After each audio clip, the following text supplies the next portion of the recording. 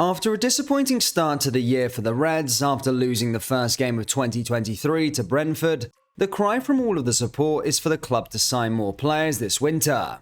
In today's video, we discuss the massive Liverpool U-Turn, as the club have landed a major blow, and also take a look at the transfer that is expected to go through this year. Not only that, we take a look at all the talking points surrounding the football club from the last 24 hours. There is so much to cover in today's video.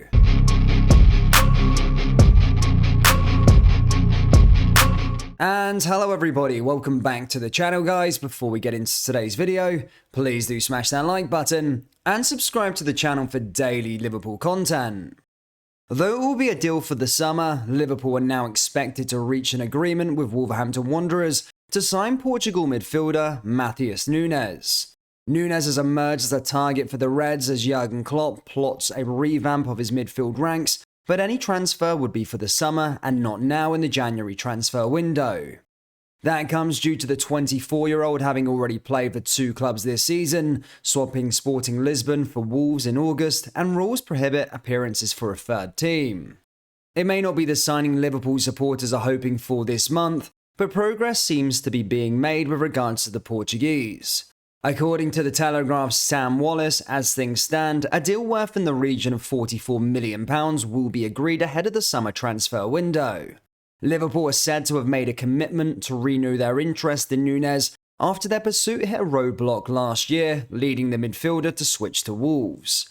The club's interest in Nunes has now also been backed up by sources on Merseyside, including the Times' Paul Joyce and the Athletic's James Pearce.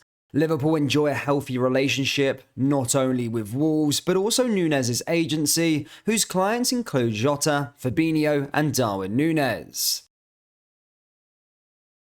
Liverpool are set to be without Virgil van Dijk for an extended period of time, with the centre-back's hamstring injury described as worse than first feared.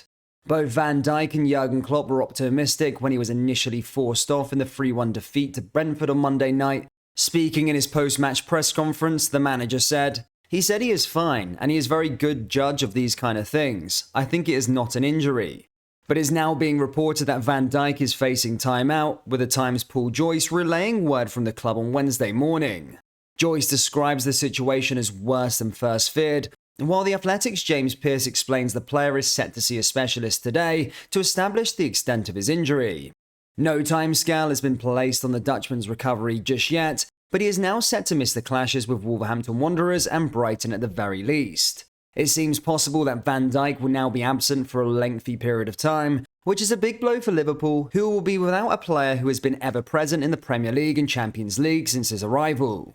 Virgil van Dijk's injury has now had a massive knock-on effect and has seen the club perform a huge U-turn, as Liverpool are reportedly again going to hang on to Nat Phillips this winter. Phillips was expected to leave the club this January as he looks to get his career going with more consistent game time. But now it's almost certain he will serve as a backup to Konate, Joel Matip and Joe Gomez, all of whom have suffered fitness issues in the past, with Konate and Matip missing chunks of the current campaign. Phillips is likely to take a professional approach to the situation, having put aside any disappointment over failed moves to the likes of Bournemouth, Southampton and Benfica heading into the 2022-2023 campaign. It is a recurring theme for Phillips, who has cemented himself as a dependable figure for Jurgen Klopp, but in the role as a fifth-choice centre-back. While it has been reported that Liverpool have put in the groundwork to secure Jude Bellingham's signature, Jurgen Klopp has came out and denied that he has talked with his parents.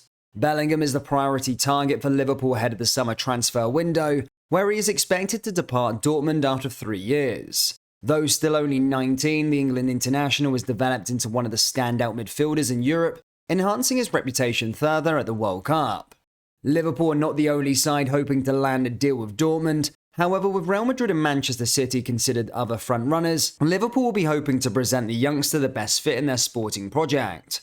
There are suggestions from both England and Germany that pitches have already been made to the player and his family, though Jurgen Klopp has came out and denied this. He said, these things are not possible because he is under contract to Borussia Dortmund and that is not possible without their consent. So it's not true. Jude is a great player we are familiar with, of course. We'd be stupid not to have him on our radar, but there's nothing more to say at the moment. Liverpool are expected to sanction more loan moves for their young players this month, with speculation over 3 plans for another confirmed. With the January transfer window now open, we are already seeing movement in terms of both ins and outs at Anfield. Cody Gakpo has arrived from PSV Eindhoven, while the club are also in the process of recalling Billy Comito from Austria Vienna as they weighed up another loan exit. Comito is one of 17 players who left Liverpool on loan in the summer, and that number is likely to increase according to the Goal's Neil Jones. Jones reports that Leighton Stewart, Jarrell Quansana, and James Norris could all depart on temporary deals in January, with the Football League a realistic destination. Stewart made his first team debut in the Carabao Cup win over Derby in November, with Quansana also making the bench before travelling with the senior squad to their mid-season training camp in Dubai. Meanwhile, left-back Norris has been a staple of the academy for years and is often called up to the first-team training when numbers are short. They're among the most senior players in the under-21 squad, and it stands as a logical next step for them to gain experience elsewhere in the second half of the campaign. Any move for Quansana, though, could rest on the fitness of Virgil van Dijk and the future of Nat Phillips and the prospect of Comito staying on Merseyside for the rest of the season.